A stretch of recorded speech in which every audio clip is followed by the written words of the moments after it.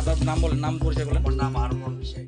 এবার মাদক ছাড়তে 1 মণ দুধে গোসল করলেন এই মাদক ব্যবসায়ী। দীর্ঘদিনের সেই অন্ধকার পথ ছেড়ে স্বাভাবিক জীবনে ফেরার ঘোষণা দিয়েছেন তিনি। ঠাকুরগাঁওয়ের পীরগঞ্জ উপজেলার কলেজ বাজার এলাকার আরমান শেখ দীর্ঘদিন ধরে মাদক ব্যবসার সঙ্গে জড়িত ছিলেন। তার বিরুদ্ধে জেলার বিভিন্ন থানায় রয়েছে মাদক সংক্রান্ত প্রায় 1 ডজন মামলা।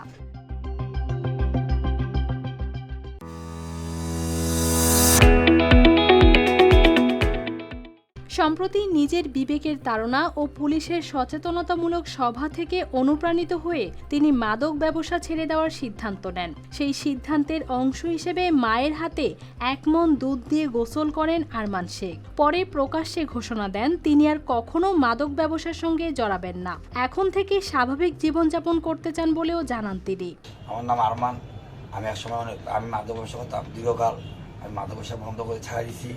আমি আমার এলাকায় কাউকে মাদক ব্যবসা করতে দেবো না, নিজেও করবো না। আর যদি কেউ করে তাকে প্রশাসনের আয়তে আমি ধরে দিব। আপনারা আমাকে সবাই সহযোগিতা করবেন। দীর্ঘদিনের এই পথ ছেড়ে নতুন জীবনের ঘোষণা স্থানীয়দের মাঝেও আলোচনার জন্ম দিয়েছে। অনেকেই তার এই সিদ্ধান্তকে দেখছেন ইতিবাচক হিসেবে।